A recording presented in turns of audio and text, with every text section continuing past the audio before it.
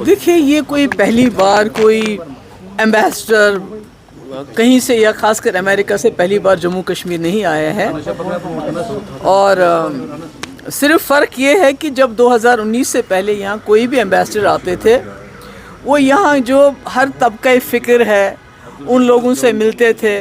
यहाँ जो different section of society है, टूरिज़म है, ट्रेड है, ट्रैवल है और बाकी ओपिनियन रखने वाले, उनसे भी मिलते थे और फिर वापस जाते थे और अपना एक ओपिनियन लेके वो जाते थे।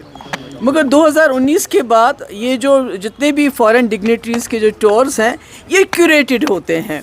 मतलब वो आए, किसी और से नहीं मिले, चीफ मिनिस्टर साहब से मिले, गवर्नर साहब से मिले और शिकारा सैर की चले गए। तो इसमें मैं उमर साहब की इस बात से एग्री करती हूँ कि जम्मू कश्मीर के जो मसले मसाइल हैं, इनका हल अमेरिका से नहीं मिल सकता है, वो नई दिल्ली को ही करना पड़ेगा।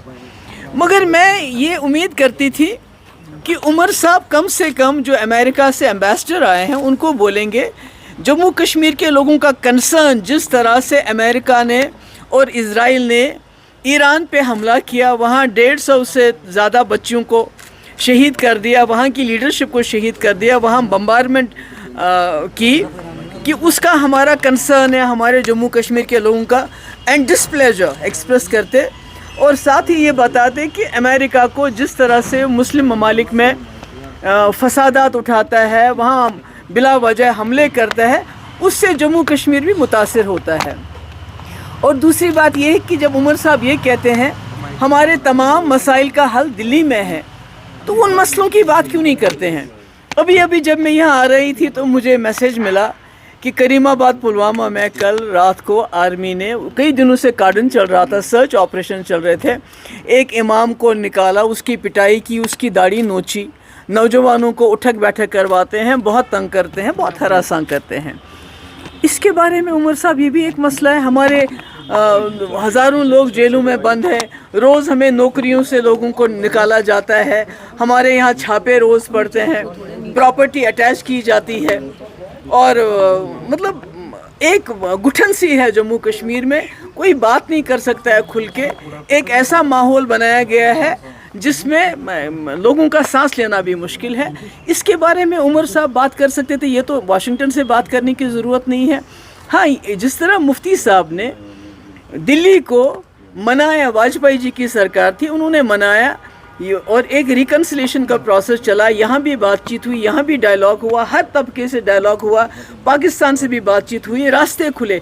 कम से कम अगर उमर साहब कुछ नहीं कर सकते हैं, जो मुजफ्फराबाद और आंवलाकोट का रास्ता जहाँ ट्रेड बंद हो गया, उसकी बात तो कर सकते हैं। एक बात तो है। और दूसरी बात, जो अमेरिका के एम्बेसडर ने ये कहा कि वो जो ट्रैवल एडवाइजरी है जम्मू कश्मीर के मुतल्लिक़, उसको वो रिव्यू करेंगे, मुझे उम्मीद है वो रिव्यू करेंगे। और दूसरा उन्होंने कहा कि हम इकोनॉमिकली ज़्यादा इंगेज करेंगे जम्मू कश्मीर के साथ, जिसमें मैं उम्मीद करती हूँ कि अगर वो यहाँ के हॉर्टिकल्चर, यहाँ के हैंडीक्राफ्ट, जिससे जॉब क्रिएशन हो, जिससे इकोनॉमिकली हमारा फ़ायदा हो, मुझे लगता है उसको देखने की ज़रूरत है। क्या अगर उन्होंने, अमेरिका ने जो बात कही कि वो जम्मू कश्मीर में इकोनॉमिकली इंगेज करने के लिए तैयार हैं, एडवाइजरी, ट्रैवल एडवाइजरी को ख़त्म करने के लिए तैयार है, वो मुझे लगता है वो देखने की ज़रूरत है।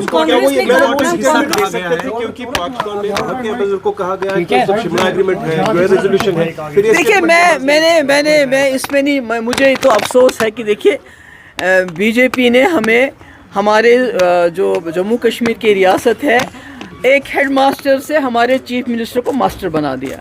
मगर जिस तरह उमर साहब का करते हैं काम, जिस तरह उन्होंने एम्बेसडर के आने से पहले ही बयान दिया कि मैं ये बात नहीं करूँगा, ये बात करूँगा, तो मुझे लगता है उन्होंने अपने दर्जा जो है मास्टर से भी बहुत नीचे कर दिया। मुझे लगता है ये कहने की ज़रूरत नहीं थी।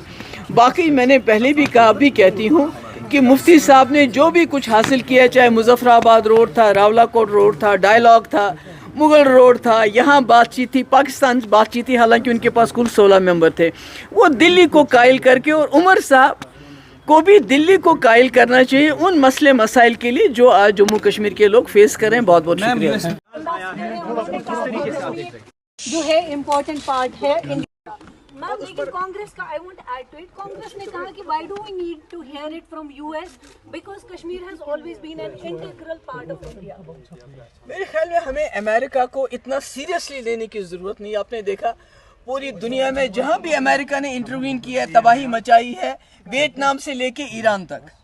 تو وہ جو کہتے ہیں وہ کوئی ہمارے ماسٹر نہیں ہے کہ وہ ہمیں سرٹیفکیٹ دیں تبھی بات ہوگی. مجھے لگتا ہے یو ایس کو جو اس وقت ایک وقت ہو سکتا تھا سپر پاور تھا امریکہ, ابھی بھی تھوڑا بہت ہے, مگر دن بہ دن جو امریکہ کا رول ہے پوری دنیا میں جو انہوں نے تباہی مچائی ہے, اس وجہ سے اس وقت امریکہ جو ہے اکنامکلی پولیٹیکلی وہ بہت نیچے جا رہا ہے. اس لیے we should not take it so seriously.